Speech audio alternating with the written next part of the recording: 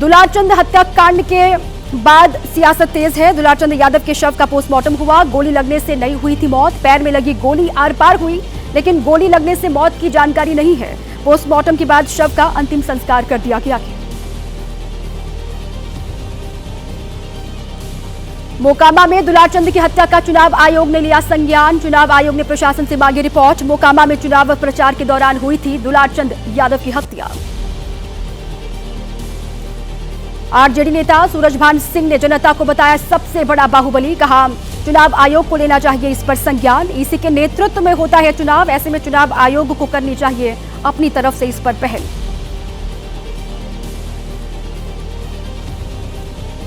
गोरखपुर से सांसद रवि किशन को मिली जान से मारने की धमकी। बिहार चुनाव प्रचार के दौरान रवि किशन के बयान से नाराज होकर धमकी दी गई है। रवि किशन के निजी सचिव को कहा फांसी पर चढ़ना मंजूर है, लेकिन फिर भी गोली मारूंगा। जेएनयू में क्यों हुआ शक्ति प्रदर्शन? कहा 50,000 के इनामी बदमाश का हाफ एनकाउंटर हुआ और कहा कबड्डी खिलाड़ी की हत्या की गई। मेलिसा तूफान ने कहा तबाही मचाई है। पूरा अपडेट आपको दिखा देते हैं 9 सेकंड में।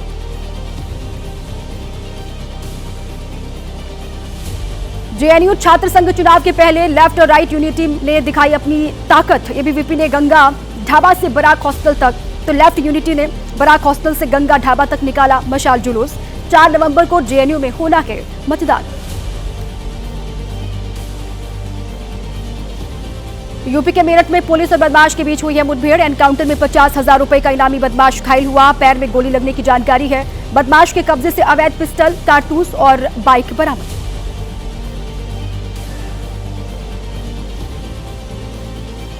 बुलंदशहर में पुलिस और बदमाश सलमान के बीच मुठभेड़। पुलिस की गोली लगने से सलमान घायल, अस्पताल में भर्ती करवाया गया। कुछ दिन पहले अनिल कुमार ने व्यक्ति पर चाकू से हमला किया था। पंजाब के लुधियाना में कबड्डी खिलाड़ी की गोली मारकर हत्या। एसएसपी ऑफिस के पास 20 मिनट तक पीटा, फिर गोली मारी। कार की टक्कर से विवाद हुआ था। 9 सेकंड न्यूज में अब रुक करते हैं बिहार चुनाव की खबरों की ओर। महागठबंधन और एनडीए नेताओं की आज कहां पर रैलियां होनी है। गृह मंत्री अमित शाह, जेपी नड्डा, नीतीश कुमार कहां हुंकार भरते हुए दिखाई देंगे। एनडीए के संकल्प पत्र पर लालू प्रसाद यादव की ओर से क्या कहा गया और पवन सिंह ने क्यों कहा कि वो एनडीए के सच्चे सिपाही हैं। बिहार चुनाव की हर एक हलचल, हर एक अपडेट आपको दिखा देते हैं 9 सेकंड।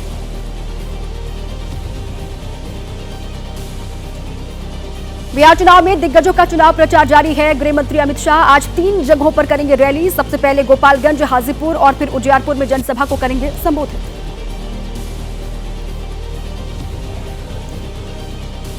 बीजेपी के राष्ट्रीय अध्यक्ष जेपी नड्डा भी आज 2 रैलियों को संबोधित करेंगे। गोरिया कोठी के बैकुंठपुर और मुजफ्फरपुर के जजुआर हाई स्कूल मैदान में जनसमूह को करेंगे संबोधित। एनडीए उम्मीदवार के पक्ष में वोट की अपील करेंगे। बिहार के मुख्यमंत्री नीतीश कुमार की आज ताबड़तोड़ चुनावी रैलियां होनी है। 9 जगहों पर लोगों को संबोधित करेंगे नीतीश कुमार। बेनीपट्टी, खजौली, परिहार, सीतामढ़ी, तेजस्वी यादव की सीट राघोपुर में भी रैली करेंगे नीतीश कुमार।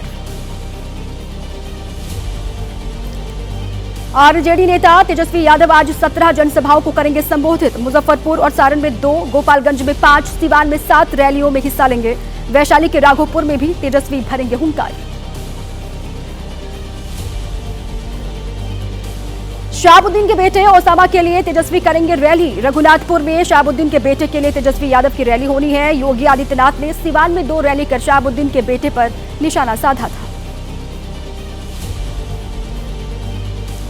समाजवादी पार्टी के मुखिया अखिलेश यादव भी बिहार चुनाव में महागठबंधन के लिए करेंगे चुनाव प्रचार। पूर्णिया, मधुबनी और दरभंगा में करेंगे लोगों को संबोधित। महागठबंधन के प्रत्याशियों के पक्ष में मांगेंगे वोट। बिहार चुनाव में भोजपुरी फिल्म स्टार और गायक पवन सिंह आज 3 रैलियों को करेंगे संबोधित। बिहार के बक्सर में करेंगे रोड शो। बक्सर किला मैदान से आईटीआई न्यू रोड होते हुए एयरपोर्ट तक जाएगा उनका काफिला।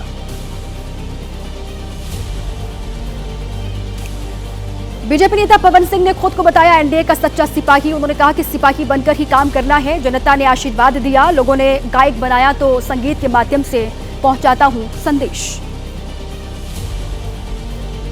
चुनाव प्रचार में तूफान और बारिश बनी बाधा। वजीरगंज में तेज प्रताप, लोकहा में नीतीश कुमार, राघोपुर में सम्राट चौधरी, नूरसराय में चिराग पासवान की रैली रद्द हो गई। गोपालगंज में पवन सिंह की चुनावी सभा स्थगित।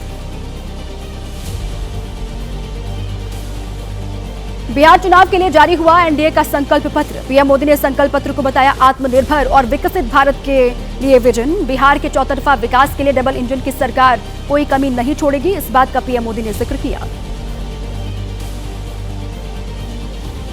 आरजेडी के प्रमुख लालू प्रसाद यादव ने एनडीए पर निशाना साधा। उन्होंने कहा कि जिन लोगों के पास अपना घोषणा पत्र पढ़ने के लिए समय नहीं, वो उसे लागू ही नहीं कर सकते। बिहार की जनता ने महागठबंधन को चुनने का फैसला कर लिया है।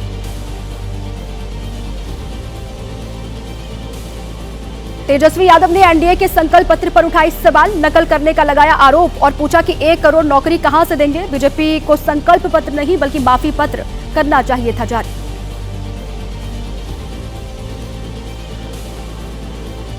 बिहार के गढ़हनी में सीएम योगी ने जनसभा को किया संबोधित। लालू परिवार पर निशाना साधते हुए कहा, आरजेडी ने अपनी सरकार में गरीबों का राशन खाया, साथ ही पशुओं का चारा भी खाया। नौकरी के नाम जमीन हड़पने का लगाया आरोप।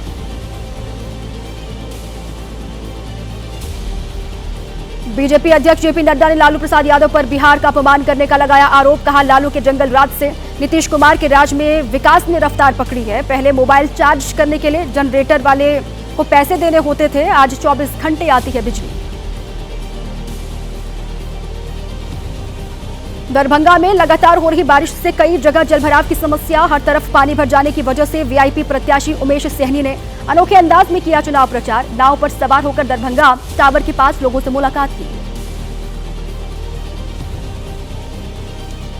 बिहार के छपरा में बारिश के बाद हुए जलभराव को आरजेडी प्रत्याशी खेसारी लाल यादव ने बनाया मुद्दा। कहा, इस हर बार बारिश में ऐसे ही हालात बन जाते हैं, लेकिन अब पूरे इलाके में सुविधाओं में करेंगे बहाली। बिहार में चुनाव प्रचार में उतर सकते हैं समाजवादी पार्टी के नेता आजम खान। कहा, चुनाव प्रचार के लिए जा सकता हूं बिहार, जिसका वोट बैंक नहीं है वो भी चाहता है मुख्यमंत्री बने। काराकाट विधानसभा सीट से निर्दलीय प्रत्याशी और पवन सिंह की पत्नी ज्योति सिंह का बीजेपी नेता मनोज तिवारी पर पलटवार। कहा कि किसी पार्टी के इशारे पर मैदान में उतरती तो टिकट नहीं लेकर लड़ती, निर्दलीय नहीं। मनोज तिवारी ने ज्योति को कहा था वोट कटवा प्रत्याशी। आरजेडी सांसद मनोज झा ने चुनाव आयोग को लिखा पत्र। बिहार में महिलाओं को दिए जा रहे 10,000 रुपए को बताया आचार संहिता का उल्लंघन। सरकार बांट रही रुपए, 6 अक्टूबर से लागू है आचार संहिता। बारिश और तूफान की वजह से वजीरगंज की चुनावी सभा में नहीं पहुंच पाई तेज प्रताप यादव। वीडियो कॉल के जरिए जनसभा को संबोधित किया, कुर्सियां भी खाली दिखाई दी। दरभंगा में भारी बारिश के बाद हेलीकॉप्टर की जगह कार से कुशेश्वर स्थान पहुंचे सीएम नीतीश कुमार। कुशेश्वर स्थान में नीतीश कुमार ने रोड शो भी किया। बीजेपी उम्मीदवार मैथिली ठाकुर से भी मुलाकात की। बिहार के विकास पर बोले 15वें वित्त आयोग के चेयरमैन एनके सिंह। कहा, बिहार तेजी से विकास के रास्ते पर आगे बढ़ रहा है। बिहार की नॉमिनल जीडीपी 22% है। इस रफ्तार से 2047 तक बिहार बन जाएगा विकसित राज्य। 2 नवंबर को शाम 5 बजे के बाद प्रधानमंत्री मोदी पटना में करेंगे रोड शो। पटना के दिनकर गोलंबर से शुरू होकर बुद्ध मूर्ति चौक तक जाएगा काफिला। रोड शो से पहले नवादा और आरा में जनसभा को संबोधित करेंगे पीएम मोदी।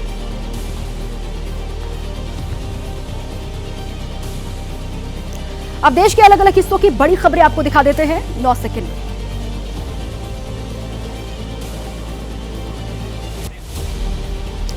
आज छत्तीसगढ़ दौरे पर रहेंगे प्रधानमंत्री मोदी। छत्तीसगढ़ राज्य के गठन को 25 साल पूरे होने पर कार्यक्रम में शामिल होंगे। 14,000 करोड़ से ज्यादा की परियोजनाओं की देंगे सौगात और दिल की भी बात करेंगे। हृदय रोग का सफल इलाज करा चुके लोगों से बातचीत करेंगे पीएम मोदी। मलेशिया के कुआलालंपुर में ऑपरेशन सिंदूर के बाद पहली बार रक्षा मंत्री राजनाथ सिंह और अमेरिकी रक्षा सचिव पीट हेग्सेथ की हुई मुलाकात। दोनों देशों के बीच द्विपक्षीय रक्षा सहयोग पर समझौता हुआ। हिंद महासागर में भारतीय नौसेना पूरी तरह अलर्ट है। चीनी नौसेना के सभी जंगी जहाज और रिसर्च वेसल पर पैनी नजर है। नेवी ने जानकारी दी, अमेरिकी रिसर्च वेसल ने नहीं की जासूसी। वाराणसी में उपराष्ट्रपति सीवी राधाकृष्णन ने काशी विश्वनाथ के दर्शन किए। बाबा विश्वनाथ का आशीर्वाद भी लिया और गंगा स्नान ने बदल दिया पूरा जीवन, इस बात का उन्होंने जिक्र किया। मांसाहार छोड़ शाकाहारी बन गया। जुबिन गर्ग मौत मामले की जांच पर बोले सीएम हिमंता बिस्वा शर्मा। कहा एसआईटी समय पर दाखिल करेगी आरोप पत्र। एसआईटी ने आश्वासन दिया है एसआईटी जुबिन गर्ग को पूरी तरह से न्याय दिलाने में सक्षम है। शिवसेना उद्धव गुट के नेता संजय राउत की बिगड़ी तबीयत, 2 महीने तक सार्वजनिक जीवन से दूर रहेंगे। Sanjay Raut social media post के जरिए जानकारी उन्होंने साझा की है। गंभीर स्वास्थ्य समस्या का सामना कर रहे हैं संजय राउत और लिखा जल्द ही स्वस्थ होकर वापस लौटूंगा। प्रधानमंत्री नरेंद्र मोदी ने संजय राउत के स्वास्थ्य को लेकर चिंता जताई। पीएम मोदी ने संजय राउत के जल्द ठीक होने की कामना की। संजय राउत के पोस्ट को पीएम मोदी ने साझा किया। रामपुर में सपा नेता आजम खान से सांसद इकरा हसन ने मुलाकात की। इकरा ने आजम खान की तबीयत का हाल जाना, परिवार से भी बातचीत की। इकरा इस मुलाकात को पारिवारिक मुलाकात बता रही है। कांग्रेस नेता कार्ति चिदंबरम को झटका लगाया। पीएमएलए ट्रिब्यूनल ने ईडी की संपत्ति अटैचमेंट पर मुहर लगाई। कार्ति चिदंबरम की अपील खारिज कर दी गई है। दिल्ली में एबीवीपी के छात्रों ने जवाहरलाल यूनिवर्सिटी में निकाली मशाल यात्रा। जेएनयू के अलग अलग विभागों के छात्र मार्च में शामिल हुए। भारत माता की जय और वंदे मातरम के नारे गूंजे। देश की कुछ और बड़ी खबरें आप जान लीजिए 9 सेकंड में।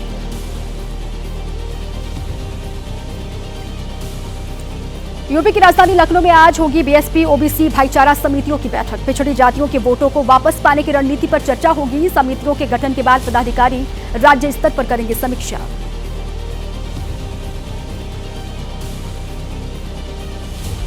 दिल्ली दिवस पर आज लॉन्च होगा राजधानी का आधिकारिक लोगो। सभी सरकारी कामों में इसका इस्तेमाल किया जाएगा। लाल किले की प्राचीर पर मनाया जाएगा दिल्ली दिवस जश्न। राजस्थान में सीएम भजनलाल शर्मा के निर्देश पर आज से शुरू होगा विशेष अभियान। भवनों और सड़कों के निर्माण कार्यों की गुणवत्ता की जांच पड़ताल होगी। मुख्य सचिव ने सभी जिलाधिकारियों को निर्देश दिए हैं। तेलंगाना के महबूबाबाद में सरकारी अस्पताल का गजब कारनामा सामने आया है। जिंदा शख्स को मृत समझकर मोर्चरी में किया बंद। सफाई कर्मचारियों ने जिंदा शख्स को मोर्चरी में बंद कर दिया। पुलिस ने मौके पर पहुंचकर अस्पताल में भर्ती करवाया। मध्य प्रदेश के दमोह में गौकशी की घटना को लेकर तनाव है। हिंदू संगठनों के कार्यकर्ताओं का आरोप है कसाई मंडी में उन पर हमला किया गया। पुलिस ने मोर्चा संभाला।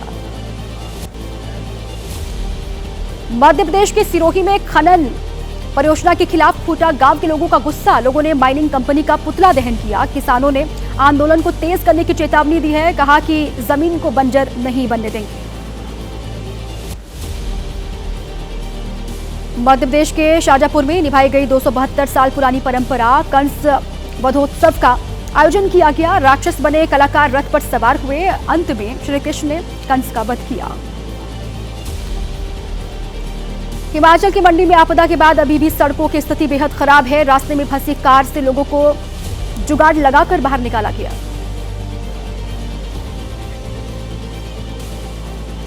अब आगे बढ़ते हुए देश में चल रही सियासत की बड़ी खबरें आपको दिखा देते हैं 9 सेकंड। मुंबई पुलिस ने आज चुनाव आयोग के खिलाफ महाविकास अघाड़ी और राज ठाकरे के मार्च को अनुमति नहीं दी। मार्च हुआ तो आयोजकों के खिलाफ हो सकता है मामला दर्ज। महाविकास अघाड़ी के सभी दल ईसी पर गड़बड़ी का आरोप लगा रहे हैं। कांग्रेस के राष्ट्रीय अध्यक्ष मल्लिकार्जुन खड़गे ने की आरएसएस पर प्रतिबंध लगाने की मांग। बीजेपी नेता संबित पात्रा ने इसका जवाब दिया। उन्होंने कहा कि महात्मा गांधी और अंबेडकर ने भी की थी आरएसएस की सराहना। हमेशा मदद के लिए आगे रहता है आरएसएस।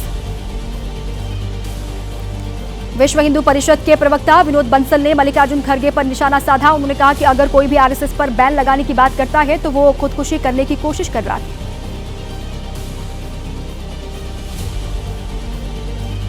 समाजवादी पार्टी के अध्यक्ष अखिलेश यादव ने भी की आरएसएस पर बैन लगाने की मांग की वकालत। उन्होंने कहा कि सरदार पटेल ने लगाया था आरएसएस पर प्रतिबंध, आज फिर बैन लगाने की आवश्यकता है। बीजेपी नेता रविशंकर प्रसाद ने मल्लिकार्जुन खड़गे की मांग को बताया बकवास। कहा मल्लिकार्जुन खड़गे बकवास करते रहते हैं, लेकिन इस बार बिहार में कांग्रेस का होने वाला है सफाया। तेलंगाना के वारंगल में बाढ़ का कहर। सीएम रेवंत रेड्डी ने किया बाढ़ग्रस्त जगहों का हवाई सर्वेक्षण। मृतकों के परिजनों के लिए 5 लाख की आर्थिक मदद की घोषणा की। दिल्ली एनसीआर में बढ़ता जा रहा है प्रदूषण, बहुत खराब श्रेणी में दर्ज की गई है हवा की गुणवत्ता। दिल्ली से सटे राज्यों में बारिश की वजह से पॉल्यूशन में आई है हल्की सी कमी। बारिश हवा को साफ करने में मददगार साबित हो सकती है। दिल्ली में बीजेपी के प्रदेश अध्यक्ष वीरेंद्र सचदेवा ने प्रदूषण को बताया गंभीर समस्या। कहा, दिल्ली सरकार और केंद्र की सरकार मिलकर कोशिश कर रहे हैं, लंबे समय तक मिलकर काम करने की जरूरत है।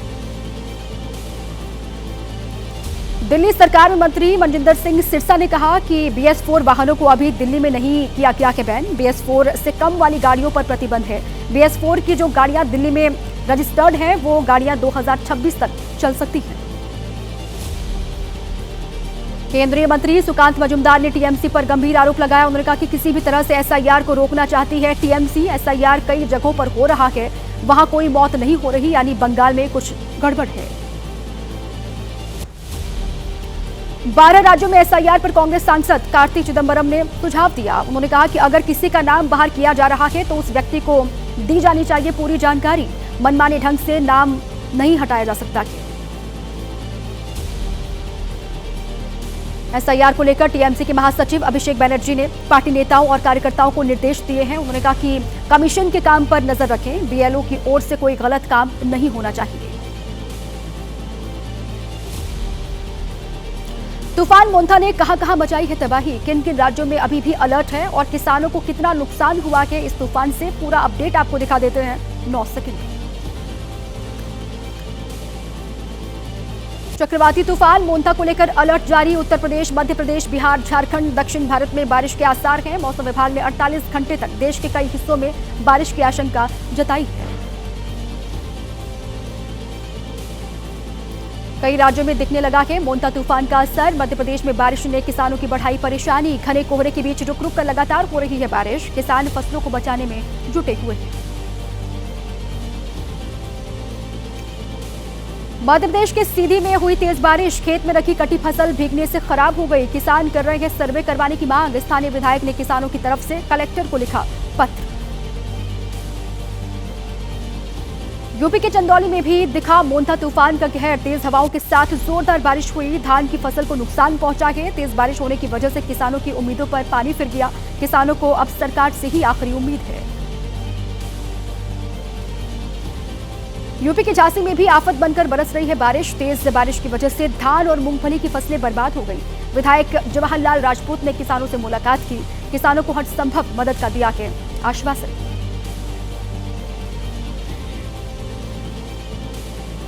अब अपराध की बड़ी खबरें आप जान लीजिए 9 सेकंड।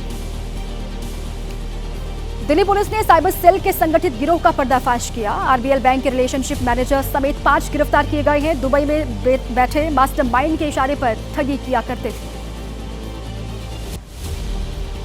राजस्थान के भीलवाड़ा में दिखा साइबर ठगी का नया तरीका। महिलाओं के व्हाट्सएप ग्रुप में आया शादी का कार्ड, डाउनलोड पर क्लिक करते ही फोन हैक हो गया। ठगों ने ही बैंक से पैसे निकालने की कोशिश की। यूपी के मथुरा में पिता की हत्या करने के बाद बेटे ने खुद को मारी गोली, दोनों की मौत हो गई। शराब पीने से टोकने पर पिता और बेटे के बीच में विवाद हुआ था। झड़प के दौरान पिता के सीने में गोली लगी। राजस्थान के बारा में रोहित गोदारा गैंग के नाम से निर्दलीय प्रत्याशी नरेश मीणा को मिला धमकी भरा पत्र। 10 लाख की फिरौती की मांग की गई है। पुलिस ने एक आरोपी को गिरफ्तार कर लिया।